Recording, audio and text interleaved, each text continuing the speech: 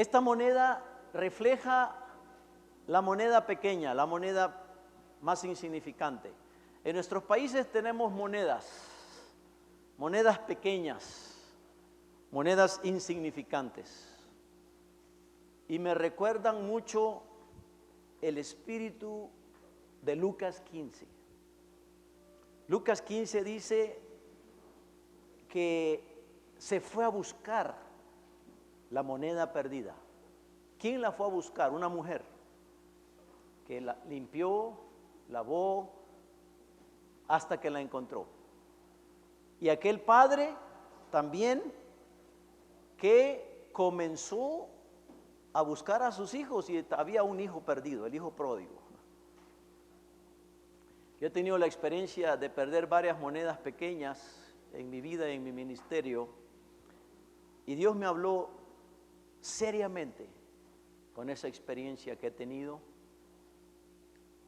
Es eso lo que nosotros tenemos que hacer, el esfuerzo de ir a buscar a ese hijo, limpiar para encontrar la moneda, pero también el esfuerzo de dejar las 99. Dejar las 99. El pastor deja las 99, va a buscar la oveja perdida hasta que la encuentra. Eso habla de un trabajo persistente. Y nosotros queremos seguir trabajando las estrategias, la estrategia de Dios ante un enemigo, Satanás, pero también retomar seriamente la estrategia de la iglesia, una iglesia misionera que ofrenda generosamente, sacrificialmente, pero una iglesia saludable. ¿Cómo puede desarrollar una iglesia nueva? ¿Cómo una iglesia nueva se puede desarrollar como una iglesia misionera, una iglesia saludable? Bueno, yo lo resumo ahí en la página 11 de sus notas, y agradecemos profundamente todo el esfuerzo que se está haciendo y todos los intercesores y todos los que invierten tiempo como íntimos amigos, como mentores, para que toda la capacitación misionera realizada aquí ahora se esté realizando.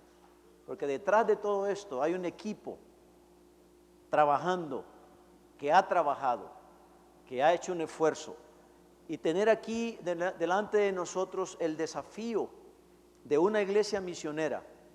Una iglesia, como lo dice ahí en la página 11, una iglesia que crece con los 5 propósitos de una iglesia saludable.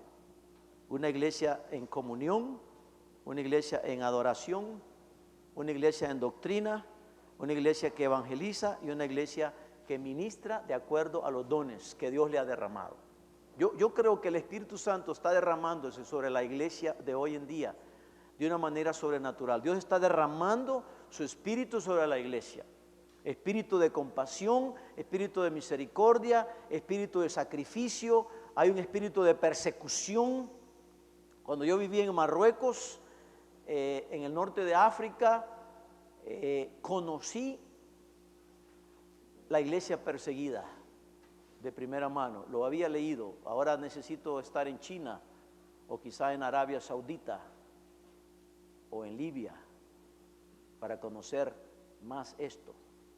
Pero estando ahí me di cuenta de la necesidad de tener una iglesia dispuesta a pagar cualquier precio. Y no todos están dispuestos a pagar ese precio.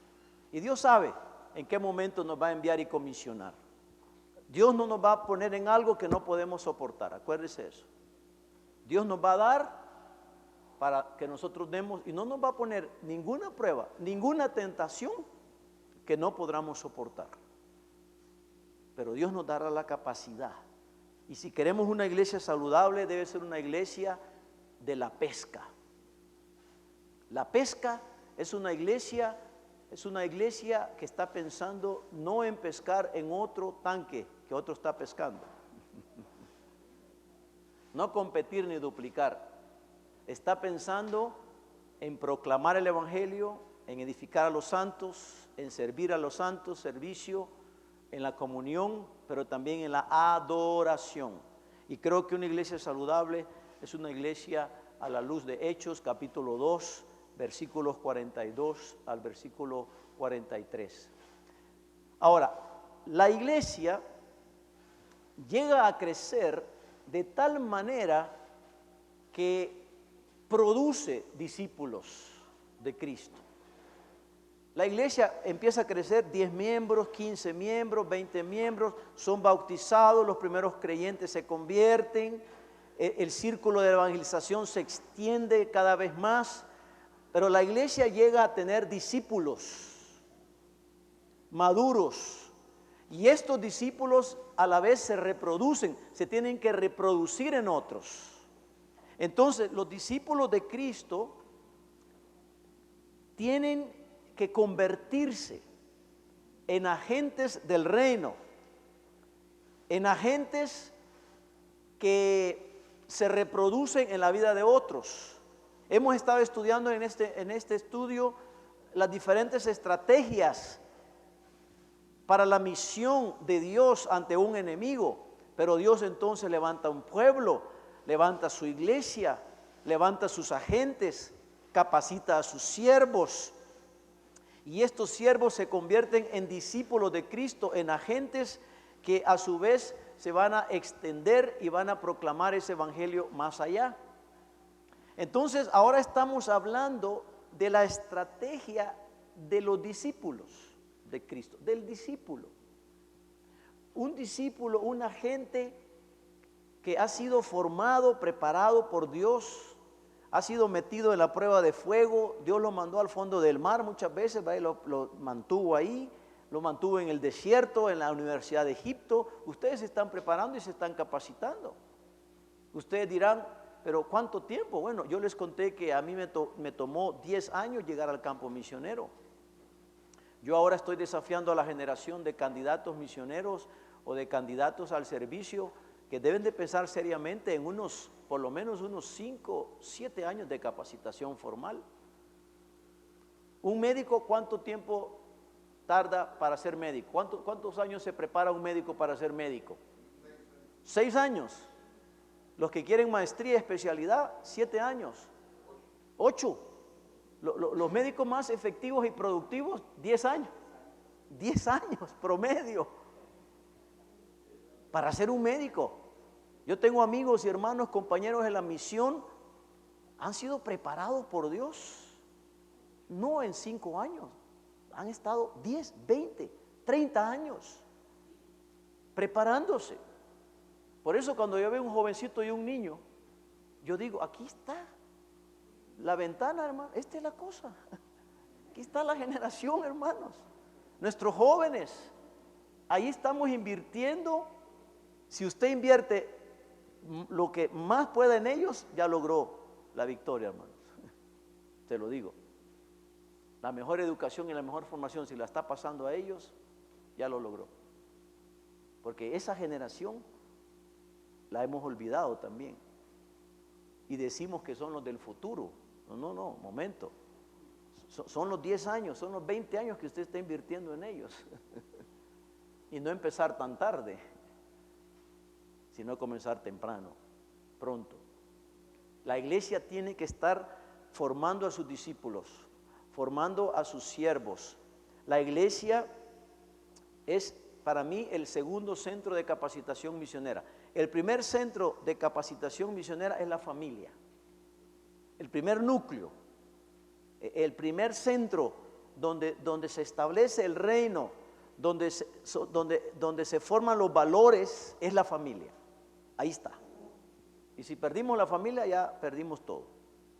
Entonces, una vez tenemos la familia como núcleo de vida y de formación, nos lanzamos al segundo gran desafío, que es la iglesia. La iglesia como segundo centro de capacitación, de formación, y después, en tercer lugar, yo digo, son los centros de capacitación, son las agencias, son los seminarios, los institutos bíblicos, son los núcleos, grupos pequeños donde hay vida también, ¿verdad? Donde Dios está formando Aquí mismo estoy en un centro de capacitación bíblica, teológica, misionera. Ustedes están formándose ahí, informándose para transformar. Entonces la iglesia se convierte en un agente de transformación. La iglesia entonces piensa y se visualiza a sí misma como un agente de formar discípulos. Y los discípulos de Cristo primero han estado con el Maestro. Primero están con el Maestro. Primero aprenden a vivir en la presencia de Dios. Y hermanos, si algo tenemos que seguir aprendiendo es a estar y a vivir en la presencia de Dios. Porque ahí estaremos toda la eternidad. Para allá vamos. Entonces hay que aprender a orar, a ayunar. Hay que aprender a estar quietos. Hay que aprender a escuchar la voz del Espíritu Santo. Hay que aprender a discernir la voz del Espíritu Santo en nuestra vida, como agentes de su reino.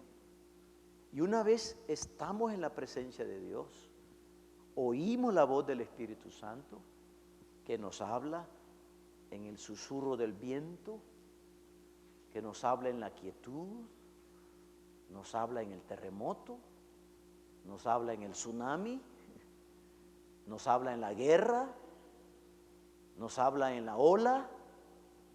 Ahí Dios nos habla. Algunos hermanos me dicen, no, Dios nos está gritando, no nos está hablando, dice.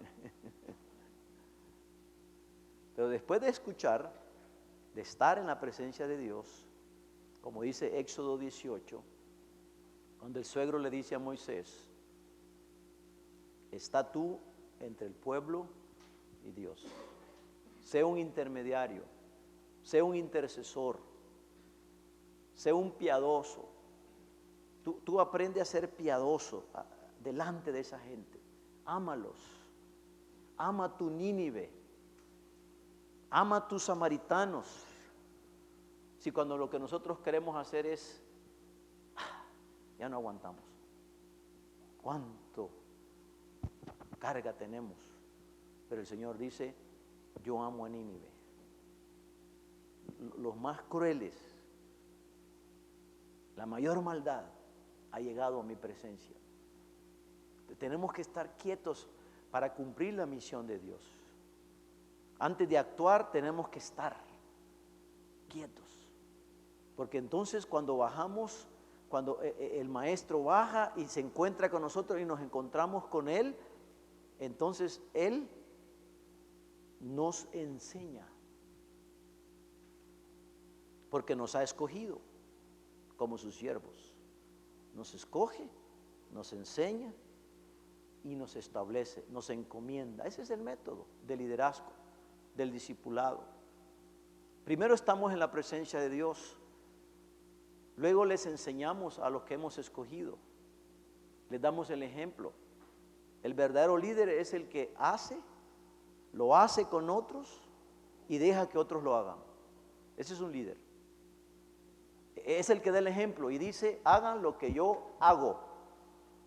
Momento con ese pensamiento que un líder diga, hagan lo que yo digo, no lo que yo hago. No, momento. Hagan lo que yo hago. Es la ética, es el ejemplo.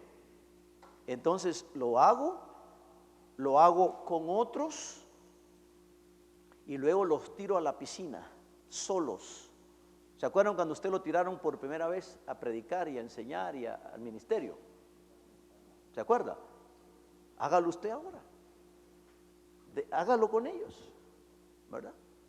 Como lo hicieron. Yo me acuerdo cuando mi líder me formó la cruzada estudiantil. Fui formado en la escuela de la cruzada estudiantil, como verán ustedes ahí en mi itinerario de peregrinaje, en mi presentación.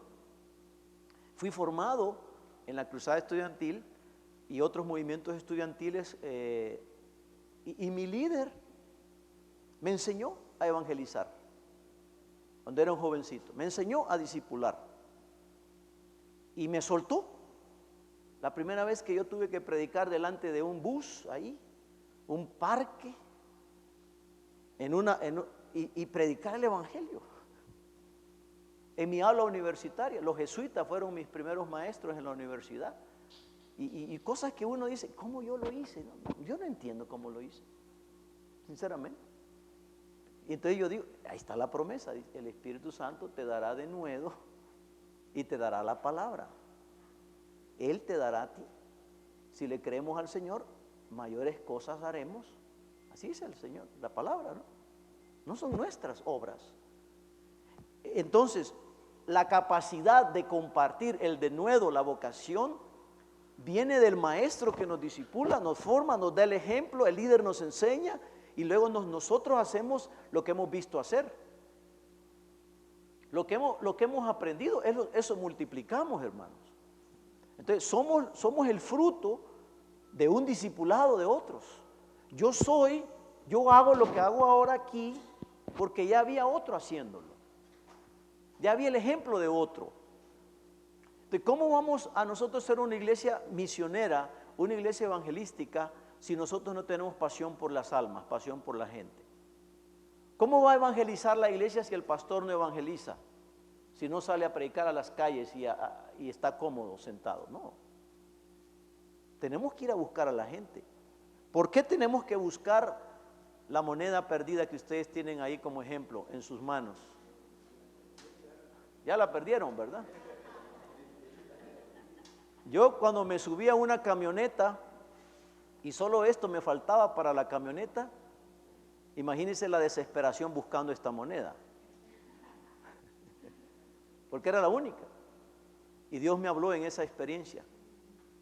Si querés buscar la moneda perdida, tenés que hacer un gran esfuerzo. Y no la tenés que perder, la tenés que conservar.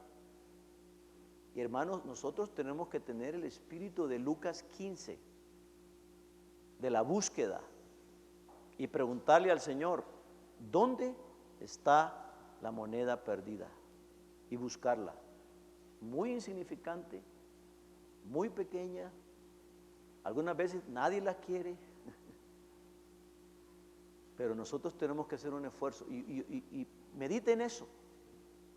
Y pregúntele al Señor, pregúntele a la iglesia, hermanos, ¿dónde están las monedas? ¿Están aquí las monedas? ¿Están aquí los hijos pródigos? ¿Están aquí las ovejas perdidas aquí? ¿O dónde están? ¿O las tenemos que ir a buscar? Allá están, lejos. No están aquí. Quizá al salir la vamos a ver, tenerla y buscarla. Entonces, la iglesia tiene una responsabilidad de ganar, de edificar y de enviar. Ese es el espíritu de la iglesia. Pero el espíritu de la iglesia se lo traslada a los discípulos. Cada discípulo de Cristo tiene la estrategia también de ganar a otros. Eso fue lo que movió a William Carey o a Hudson Taylor o a Cameron Townsend. Ustedes recordarán en sus estudios, en sus libros de misión mundial o de visión mundial, y recordarán las estrategias de esas épocas. Por supuesto, estamos volviendo a la época de Jesús, a la época de Pablo que vamos a estudiar, pero cuando contemplamos en estas generaciones al espíritu misionero que movió a Guillermo Carey para ir a la India, un jovencito, 21 años, promedio 23 años, fíjese, ese era el promedio de ellos, de estos misioneros, 21 años. Así que cuando vean a un joven de 21 años, pregúntenle dónde está, o 10 años atrás. Y ustedes les preguntan, desde niño tenía la vocación, nacieron, ¿verdad? La familia Wesley eran 19 hijos. Susana tuvo 19 hijos. Y dos de esos hijos eran Juan y Carlos Wesley, que fueron el avivamiento para Inglaterra y encendieron la llama del avivamiento en esa generación. Consagrados, apasionados por la santidad, apasionados por la gran comisión. Leían Mateo 28, 19 al 20 Guillermo Karen. Los moravos, han estudiado acerca de los moravos, ese movimiento misionero. Eran zapateros, eran comerciantes, gente del comercio, y leían Mateo 28, 19 al 20. ¿Y saben lo que hacían? Se iban con sus cajitas de lustre a predicar el evangelio a cada criatura. Así, literalmente, sin ninguna excusa, sin ninguna complicación. Sencillamente dijeron, esto es para mí y yo me voy a trabajar, a vivir, pero voy a predicar el evangelio, a eso voy. Y cuando un niño me está lustrando los zapatos, un jovencito, yo le pregunto cuál es su nombre, en qué iglesia te congregas, y si mueres vas a ir hoy al cielo o al infierno. Le pregunto eso, porque yo soy responsable de ese niño en esta generación. Yo soy responsable. La sangre de él está sobre mí, estará sobre mí. Y entonces uno dice, estos jóvenes tienen la vocación, tienen el llamado. ¿Cómo podemos invertir en ellos? ¿Cómo podemos nosotros hacerlos discípulos de Jesús, discípulos de Cristo, que estén maduros, que sean capaces de enseñar a otros? ¿Cómo podemos forjar esa generación de creyentes y convertirlos en cristianos con visión glocal? Glocal significa aquí y allá, simultáneamente. ¿Están conmigo? ¿Verdad? Estamos aprendiendo a ver el mundo como Dios lo ve. Estamos aprendiendo del corazón misionero de Dios, de la estrategia de Dios. Estamos conociendo a nuestro enemigo, Satanás, que no descansa, no duerme. Satanás constantemente está tirando dardos, atacando a la iglesia, atacando a los cristianos, desanimándolos, que no oren, que estén desunidos, que no trabajen en equipo, que hayan más denominaciones, más división. Eso le encanta a Satanás. Que no haya unidad, que no haya armonía, que no se pongan de acuerdo. Ahí Satanás está logrando su estrategia. Que no hayan acuerdos, armonía. Eso le encanta. Pero ahora estamos pensando en la estrategia de la iglesia, del pueblo de Dios. Que somos más fuertes cuando nos unimos como equipo, como familia, como iglesia. Cuando nos ponemos de acuerdo en unidad y comenzamos a decir, vamos a cumplir la misión, vamos a enfocarnos en este pueblo no alcanzado, vamos a adoptar. Yo conozco iglesias en América Latina, en Guatemala, en Centroamérica, que las iglesias han dicho, vamos a alcanzar a los sordos de esta comunidad para Cristo.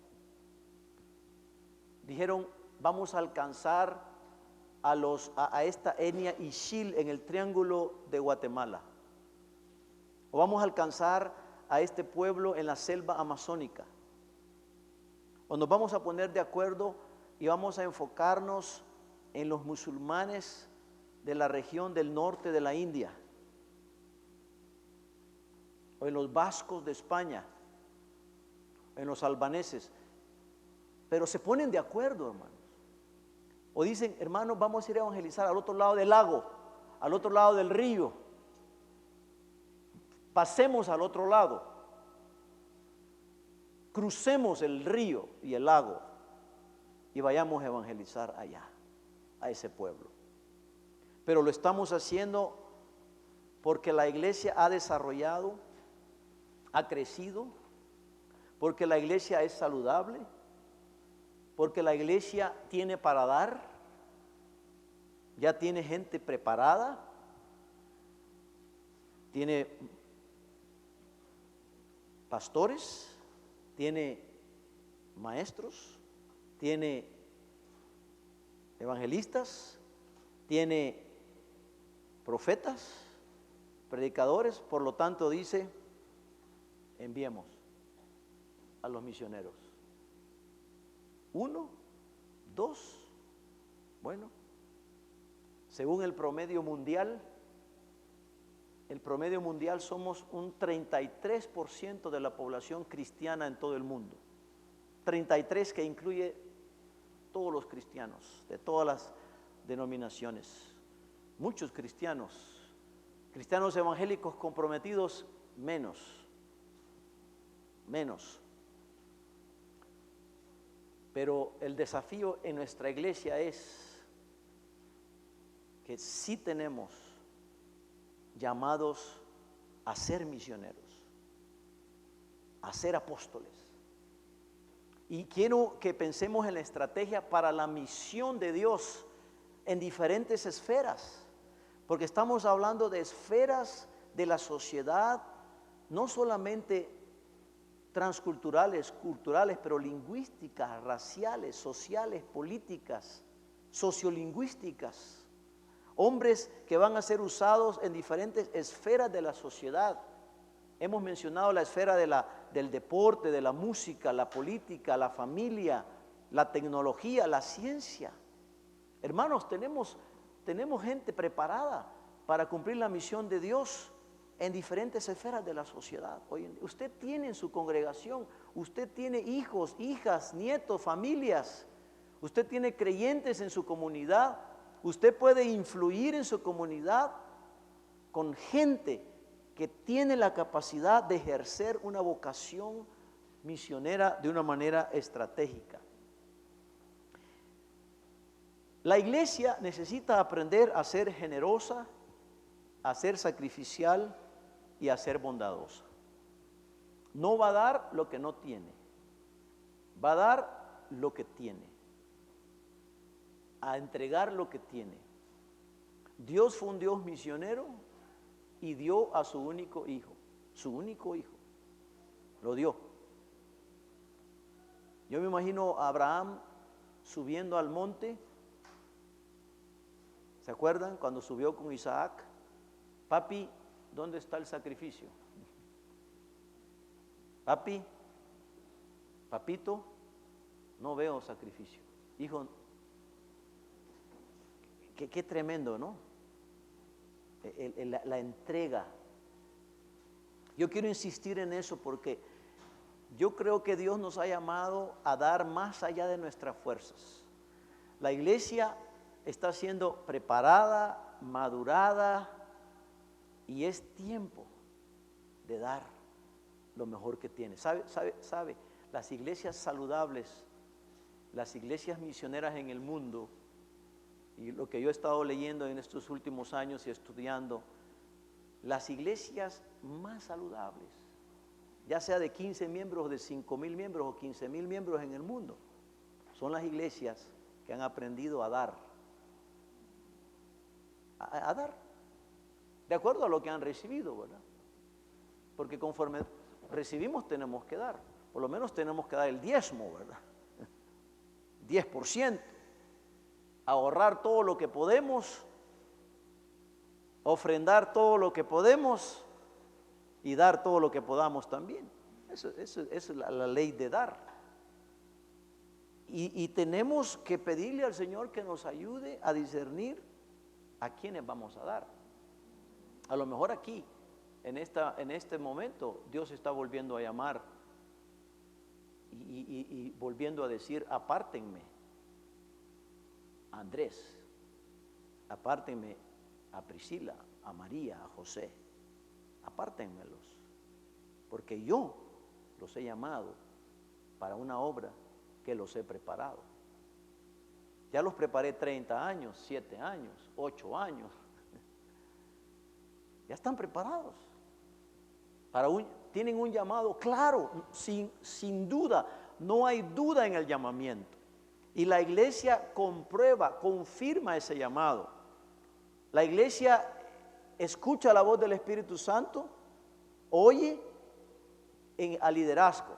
Esta no es una decisión unilateral, como cuando hay un conflicto en la pareja, ahora en el matrimonio, en el noviazgo, no. Es que es tu decisión, no, es nuestra decisión. La tomamos juntos. en armonía, en consenso. Nos pusimos de acuerdo. Mire, los mejores proyectos en el mundo son cuando hay armonía y consenso, cuando la gente se pone de acuerdo, hacen cosas. ¿Por qué esa gran, la M aquí del McDonald's, esas dos torres? Sí, McDonald's tiene uno va a muchas partes del mundo y mira más la letra M que una cruz de Cristo, ¿verdad? O una Shell allá, una gasolinera, ahí está. Y uno ve, si uno alcanza a tomar una fotografía, aunque yo estuve en Corea del Sur, ¿verdad? Y nuestros hermanos coreanos, tengo mucho que seguir aprendiendo de ellos. Hermano, yo me levantaba en la ciudad, ahí en Seúl, en Corea del Sur, y las cruces en toda la ciudad, iluminando, increíble, hermano. Yo lo he visto en Brasil, lo he visto en grandes comunidades cristianas. Usted se levanta, o mira desde arriba, y la cruz de Cristo, vacía, no ocupada, como la tumba vacía, la cruz de Cristo iluminando. Pero usted mira y usted ve al siglo moderno y don Carlos Slim, por ejemplo, en México. ¿Por qué es el hombre más rico del mundo? Porque tiene empresas que trabajan para un producto y trabajan en unidad, en armonía. Quien aplica ese principio le funciona, hermanos. Cuando tienen una misión bien clara, la visión de la Coca-Cola es tan clara que ha llegado a todo el mundo. Todo el mundo. ¿Cómo es que ellos llegan a todo el mundo y nosotros no podemos llegar a todo el mundo? Los hijos de este siglo son más sagaces que los siglos de la luz. ¿Por qué los hijos del mal son más sagaces que los hijos del reino? ¿Qué nos ha faltado? ¿Qué tienen ellos que yo no tengo? Si yo tengo la mente, usted tiene la mente de Cristo, hermano. Usted tiene la misma capacidad delegada de Dios. Lo que nos hace falta es disposición, entrega, pasión por esto. Nos hace falta entregarnos más a la causa, dedicación, esfuerzo, pero también nos hace falta consenso, alianza estratégica, nos hace falta quitar algunas cositas que nos han interrumpido, algunas actitudes que nos han interrumpido y no nos han permitido más fuerza, cordón de 3 dobleces, más unidad, 7 organizaciones haciendo lo mismo, por ejemplo. Yo he trabajado en estos últimos años y yo creo que es necesario un cordón más fuerte, más fuerte. No podemos hacerlo con 2, 3 o 4, 5. Tenemos que hacerlo más, para alcanzar una aldea, una ciudad, un pueblo, una comunidad, una nación entera. Tenemos que hacer un cordón muy fuerte. Tenemos que buscar una armonía y un equipo más intenso para ser más efectivos. Entonces la iglesia debe de demostrar que es el cuerpo de Cristo. Porque Jesucristo dijo, mi casa será llamada casa de oración para todas las naciones. Esa es la razón de ser de la iglesia. Yo a algunos pastores y a algunos líderes y amigos les digo, hermano, cambiale nombre a tu iglesia y a tu denominación. No, ¿cómo? Sí, 80 años. Yo estoy enseñando en un seminario que tiene 80 años, Seminario Teológico Centroamericano, CETECA. Soy maestro ahí, profesor, y 80 años ya, una institución. Ha caminado, tiene experiencia. Ustedes pueden ver los recursos que les he entregado del seminario, pero el seminario necesita cambiar de nombre, hermanos. Como toda institución, bueno, de nombre o de qué, de visión o misión, no sé, de imagen, de servicio. Los valores de la institución tienen que ser los valores que afecten la sociedad moderna, el siglo XXI. Ya no es lo mismo de hace 10, 20, 30 años. El desafío para nosotros es actualizarnos, es enfocarnos como discípulos y hermanos, que nuestras instituciones y nuestras organizaciones reflejen el corazón de Jesucristo, de Dios, del Espíritu Santo. Y por eso Jesús dijo: mi casa será llamada casa de oración para todas las naciones. Y Jesús nos dice: ¿y ustedes la han hecho? Cuidado, ¿verdad? Cuidado. ¿Es nuestra casa o es la casa de Dios? Es la casa del Señor.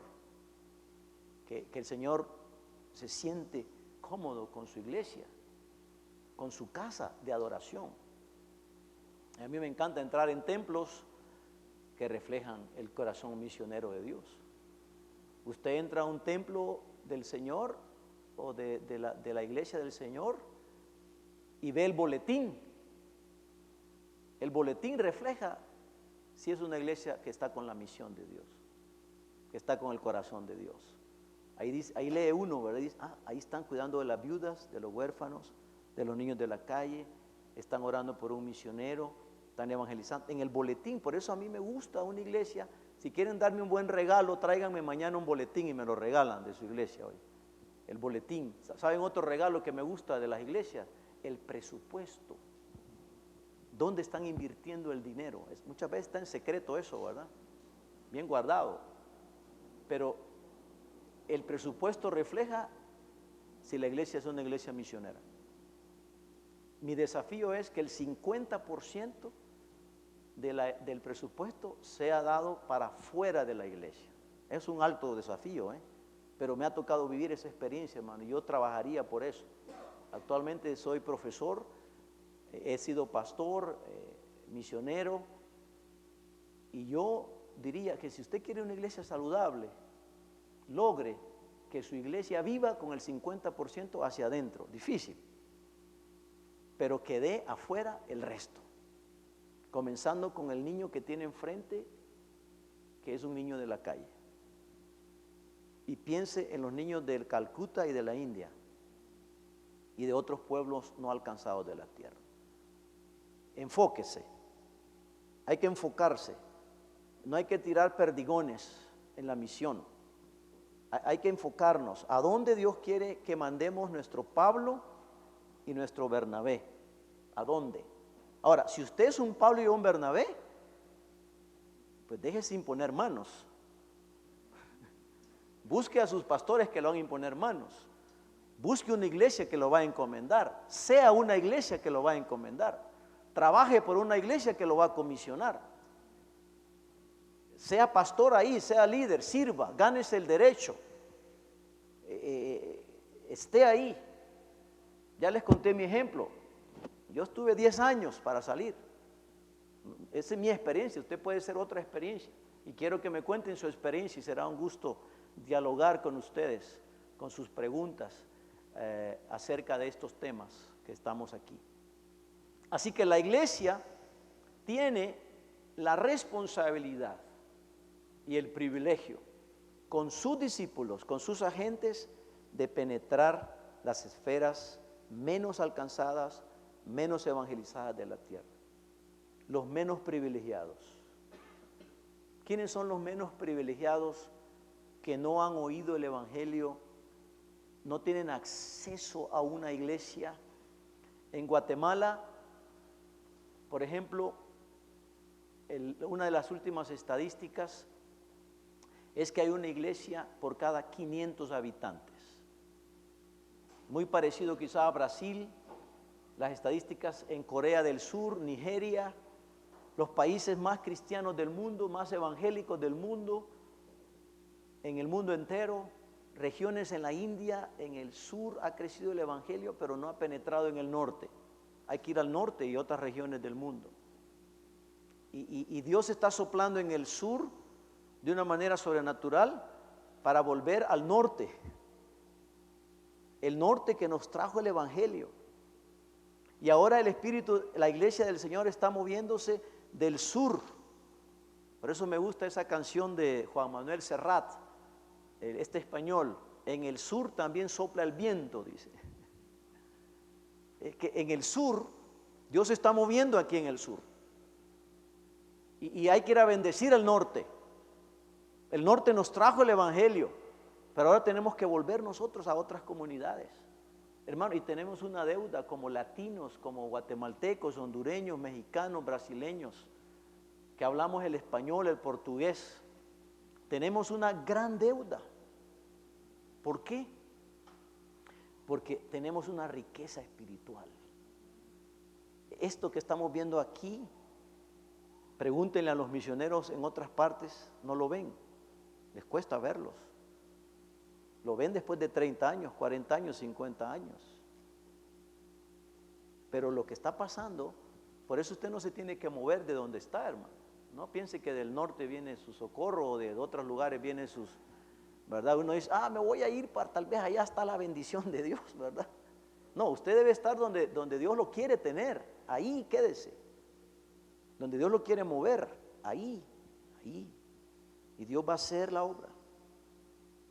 Dios lo va a usar ahí. Y usted se va a ligar a otros hermanos, a otros esfuerzos. Y la iglesia a nivel global, a nivel local en el mundo, está trabajando esta visión.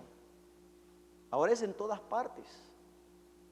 Yo estuve recientemente en un restaurante en la ciudad y me encontré con coreanos, chinos, árabes, hindúes, católicos romanos, en el mismo lugar. Increíble, ¿verdad? Que en un mismo lugar ahora encontremos gente de todas partes. Y usted camina en grandes ciudades, ahí está la tarea. A la par, frente a nosotros, donde tenemos que nosotros pedirle al Señor sabiduría cómo cruzar, porque si aún nuestro propio vecino, cuántos imperios muchas veces satánicos tenemos alrededor de nosotros con nuestros propios vecinos. Difícil evangelizarlo, ¿verdad? He oído misioneros en Antigua, en Chichicastenango, en Oaxaca, misioneros entre los vascos de España. Difícil. ¿Por qué? Porque la batalla allí es fuerte. Porque ahí Satanás tiene imperios, demonios satánicos, de incredulidad, de injusticia, de inmoralidad. Y es difícil penetrar. No va a entrar alguien que no vaya ahí con ayuno, con oración. El don más importante para la iglesia hoy en día en el siglo XXI es el don del discernimiento. Para mí, la iglesia necesita discernir.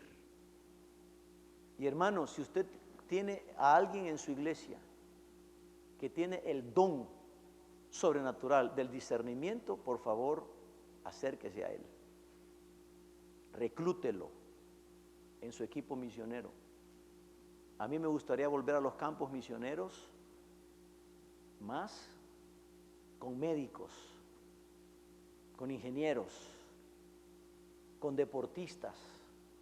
A mí me pidieron una vez, hermano Moisés, toque la guitarra, entonces yo la empecé a tocar, ¿verdad? Muy bien. Y me daban la pelota de fútbol también, ¿no? Tóquela.